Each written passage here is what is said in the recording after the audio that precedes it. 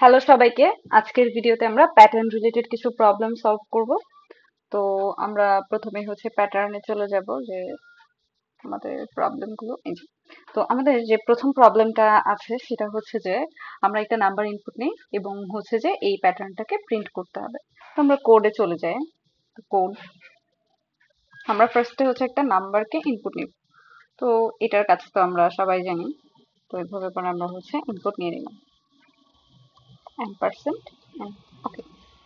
তো আমরা প্যাটার্নের ক্ষেত্রে জানি যে আমাদের দুইটা লুপ থাকে, একটা হচ্ছে আউটার লুপ, একটা হচ্ছে ইনার লুপ। আউটার লুপটা আমাদের রো প্রিন্ট করতে হেল্প করে। আচ্ছা, তো এটাই এখন আমরা আউটার লুপটা লিখবো। 1 ইকুয়াল n এবং হচ্ছে i প্লাস প্লাস।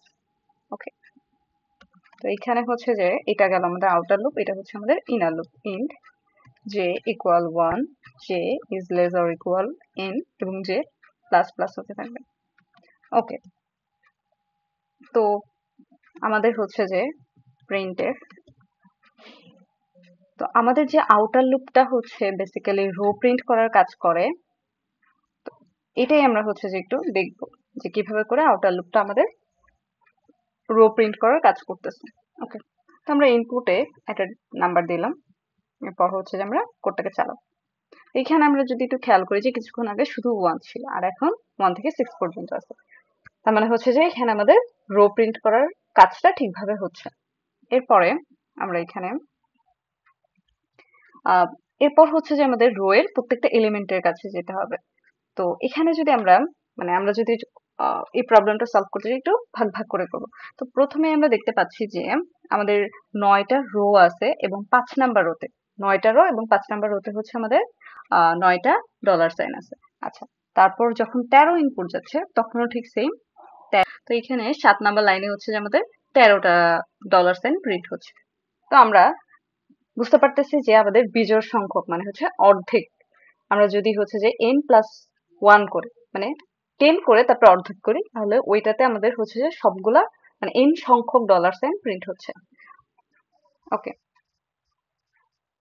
ওকে, তার মানে হচ্ছে যে এই লাইনটা দ্বারা বোঝাচ্ছে যে আমাদের 5 নাম্বার লাইনে ডলার সাইন প্রিন্ট হবে, 13 হচ্ছে যে এখানে আমাদের 7 নাম্বার লাইনে 13টা ডলার সাইন প্রিন্ট হবে।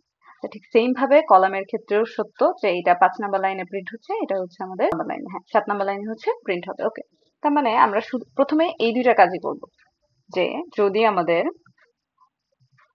এই i এর ভ্যালুটা কি হয়, যে n+1 ডিভাইডেড বাই 2। আচ্ছা, আমরা একটু খেয়াল করি যে যদি আমাদের রো নাম্বারটা n+1 ডিভাইডেড বাই 2 মানে হচ্ছে n আমাদের প্রথমে 9, n+1 ডিভাইডেড বাই 2 মানে 5, যখন আমাদের 5 হবে। আচ্ছা হ্যাঁ, 9 এর জন্য 5 নাম্বারে হচ্ছে। তারপরে যখন আমাদের ইনপুট 13 হবে, 13, 13+1 মানে 14, 14 ডিভাইডেড বাই 2 মানে 7। হ্যাঁ, এখানেও 7 নাম্বার লাইনে আমাদের ডলারটা প্রিন্ট হচ্ছে যদি হয়। এবং আচ্ছা, আমরা একটু এটার জন্যই দেখি। প্রথমে কি করব, আমরা প্রিন্টএফ করব। প্রিন্টএফ করব কি ডলার সাইনটা। ওকে, যদি না হয় তাহলে হচ্ছে যে আমরা প্রিন্টএফ করব প্রিন্টএফ স্পেস। ওকে, তারপর হচ্ছে যে আমরা কোডটাকে একটু রান করে দেখি। আচ্ছা, তো 5 এর জন্য 1 2 3 4 5। আমরা যদি এখানে ইনপুট 7 দিই, 7 এখানে যেহেতু 9 আছে, 9 দিয়ে আমরা চেক করি। তো আমরা দেখতে পাচ্ছি 1 2 3, এই যে 9টা লাইন প্রিন্ট হয়েছে এবং এখানে 1 2 3 4 5 6 7 8 9, হ্যাঁ 9টা। ওকে, তার মানে হচ্ছে যে আমাদের এই যে রো বরাবর 9টা প্রিন্ট হয়ে যাচ্ছে। এবার 5 নাম্বার এই যে 5 নাম্বার রোতে কিন্তু হচ্ছে। আচ্ছা, তো আমাদের 5 নাম্বার কলামে এবার প্রিন্ট করতে হবে কি সেম ডলার সাইন, এই যে 5 নাম্বার কলামে। ওকে, তাহলে কলামটা আমরা কাকে দিয়ে করতেছি, কলাম হচ্ছে যে আমাদের জে এর ভ্যালু দিয়ে। তাহলে জে এর ভ্যালুর জন্য এখানে যে কি হবে, যে যখন আমাদের n+1 ডিভাইডেড বাই 2 হবে তখন হচ্ছে যে তখনও ঠিক ঠিক সেম কাজটা হবে। মানে আমাদের যদি কলামের ভ্যালু এই 5 হয় অথবা হচ্ছে রো এর ভ্যালু 5 হয়, তখন আমরা সবগুলাতে কি করবো, ডলার প্রিন্ট করবো। আর বাকি সবগুলোর ক্ষেত্রে আমরা হচ্ছে যে স্পেস প্রিন্ট করতেছি। আচ্ছা, তো আমরা একটু কোডটাকে রান দিই। এই যে আমাদের এই পার্টটা হয়ে গেছে, মানে এটা আর এটা হয়ে গেছে। আচ্ছা, এরপরে হচ্ছে যে আমাদের যে প্যাটার্নটা আছে যে প্রথমে মানে এই লাইনটাতে তো হচ্ছে আমাদের 9টা প্রিন্ট হলো, এরপরে আসছে আসছে হচ্ছে 3টা, মানে একটা স্পেস ডলার, দুইটা স্পেস ডলার, দুইটা স্পেস ডলার। আচ্ছা, তো এটার জন্য আমি হচ্ছে যে একটু হোয়াইট বোর্ডে একটা জিনিস এঁকে নিয়েছি। তো এইখানে যদি আমরা একটু খেয়াল করি যে আমাদের এই লাইন বরাবর হচ্ছে আমরা আর এই কাজটুকু করা হয়ে গেছে।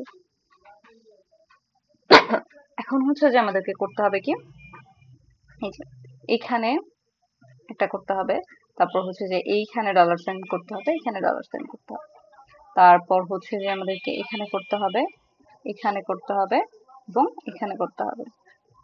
আচ্ছা, এরপর এটাতে করতে হবে।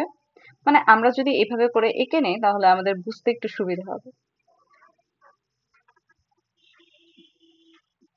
ওকে, মানে এই যে আমি যেই যেগুলো কালার করে রাখছি সেই জায়গাগুলোতে হচ্ছে যে আমাদের ডলার সাইন প্রিন্ট করতে হবে, বাকিগুলোতে আমরা স্পেস প্রিন্ট করবো। আচ্ছা, পরে যদি অন্য কিছু লাগে ওইটা করবো। তো আমরা হচ্ছে যে শুধু এটা যেহেতু হচ্ছে যে এই পার্টটুকুকে করে ফেলছি, আমরা আমরা কি করি, এই পার্টটুকু নিয়ে কাজ করব।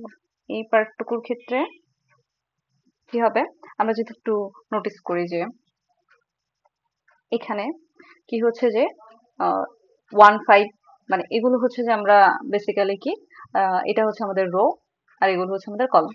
তো এই যে এটা 1 5 হচ্ছে যে কি প্রথমটা আমাদের রো বোঝাচ্ছে আর পরেরটা আমাদের কলাম বোঝাচ্ছে, প্রথমটা rho column, rho column, rho column. আচ্ছা, তো এখানে আমাদের 1 + 5 এটা যোগ করলে আমাদের 6 হচ্ছে। তারপর আমরা যদি 4 + 2 করি এটাতেও 6 হচ্ছে, 3 + 3 করি 6 হচ্ছে, 4 + 2 করি, 5 + 1 করি।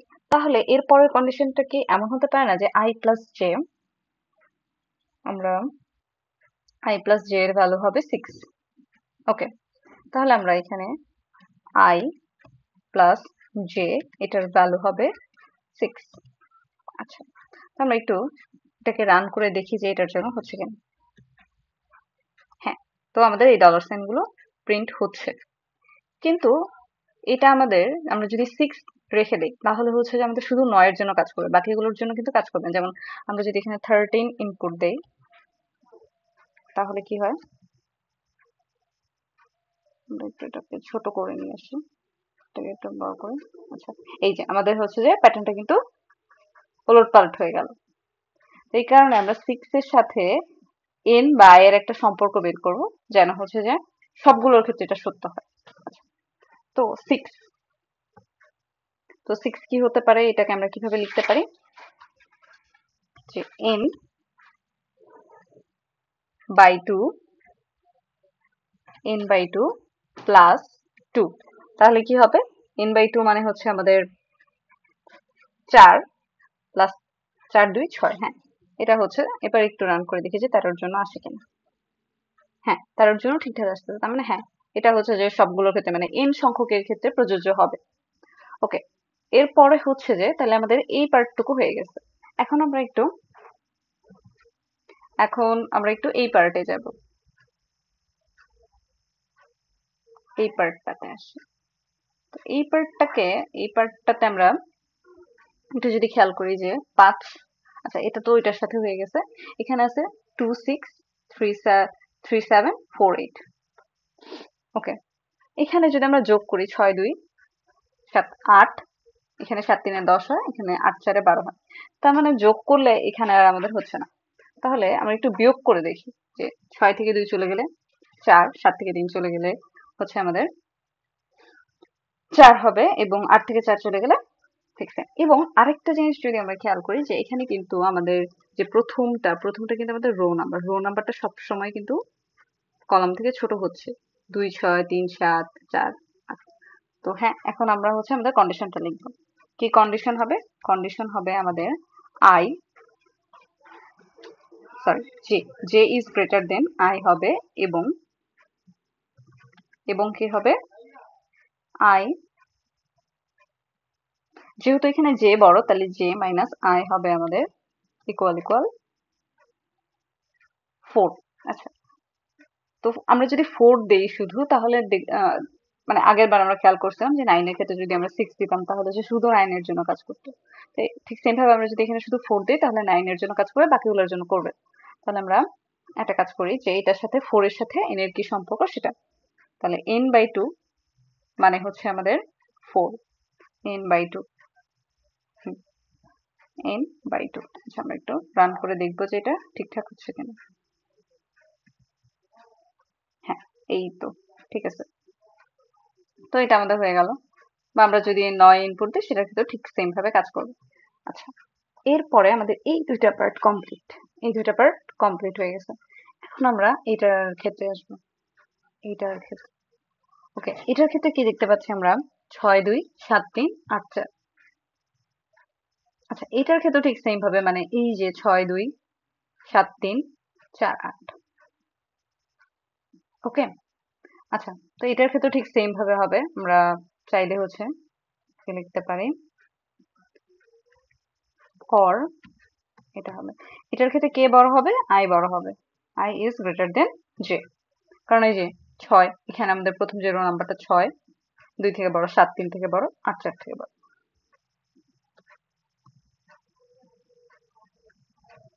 ওকে, আমরা হচ্ছে কোডটাকে একটু রান করে দেখি।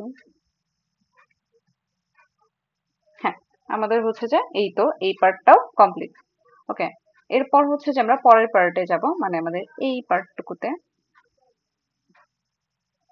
এই পার্টটুকুতে, এই পার্ট। তো এখান থেকে হচ্ছে যেখানে 0 থাকে এটা তো হচ্ছে এখানে বিয়োগ করলে হচ্ছে না, তাহলে আমরা যোগ করে দিই। যোগ করলে কি হবে? 8 6, 8 6 হচ্ছে 14, 7 7 14, 8 6 14। ওকে, তাহলে হচ্ছে যে যোগ করে আমাদেরকে করতে হবে। তাহলে কি করব এখানে আমরা? ওকে, এখানে হচ্ছে যে আমাদের আই প্লাস, একটু এখানে হচ্ছে যে আই, আই প্লাস জে, আচ্ছা I plus J equal equal কি হবে? 14। তো 14 সাথে 9 সম্পর্ক কি? 9, 9 সম্পর্ক হচ্ছে যে 9 এর সাথে যদি আমরা 5 যোগ করি, মানে n প্লাস 5, n প্লাস 5 করি তাহলে হচ্ছে যে 5 না, হ্যাঁ 5 5, ঠিক আছে। তো হচ্ছে যে আমরা একটু রান করে দেখি যে ঠিকঠাক আছে কিনা। হ্যাঁ, এটা হচ্ছে না, তো 5 হবে না আমাদের। 5, এই 5 সংখ্যাটা আমরা কিভাবে পাই? যদি আমরা 9 কে 2 দিয়ে ভাগ করি, 9 কে 2 দিয়ে ভাগ করে প্লাস 1 করি, n কে 2 দিয়ে ভাগ করে প্লাস 1 করি, এবার কাজ করবে আমাদের এটা। হ্যাঁ, এই যে ঠিক আছে। তো এটা যদি আমরা হচ্ছে 13 না দিয়ে আমরা যদি 9 দিই, তো সেক্ষেত্রেও আমাদের এই জিনিসটা কাজ করবে। ফার্স্টে হচ্ছে যে আমরা দেখছি যে এটার ক্ষেত্রে আমাদের প্রথমে এই 5 নাম্বার রোতে, সরি এটা 5 নাম্বার রোতে এবং 5 নাম্বার কলামে সবগুলো ডলার সাইন আছে। তো এটার জন্য এরকম কি করেছিলাম যে আমরা অর্ধেক করে তারপরে প্লাস 1 করছি। আচ্ছা, তারপর হচ্ছে যে কি হয়েছে? তারপর হচ্ছে যে আমরা এই যে এই পার্টটুকুকে প্রত্যেকটা পার্টে ভাগ করে নিয়েছিলাম, যে এই পার্টটুকুকে আগে করছি, পরে এটাকে করছি, পরে এটাকে করছি, পরে এটাকে করছি। আচ্ছা, তো প্যাটার্নের ক্ষেত্রে বেসিক্যালি আমাদের প্রবলেম গুলো এভাবে সলভ করলেই বেটার হয়, কারণ হচ্ছে যে মানে এভাবে বোঝা যায় যে আসলে কোথায় কোথায় কি হচ্ছে। আচ্ছা, আই থিংক এরপরে আমরা যে কোনো ধরনের প্যাটার্ন প্রবলেম সলভ করতে পারবো। তো এখানে যেহেতু আমাদের একটা আন্ডারস্কোর ছিল, তো আন্ডারস্কোর দিয়ে আমরা একটু রান দিয়ে দেখি। তো হ্যাঁ, আমাদের যেরকম ছিল সেরকমই আসছে। ধন্যবাদ সবাইকে, দেখা হবে পরবর্তী কোনো ভিডিওতে নতুন কোনো সমস্যা নিয়ে।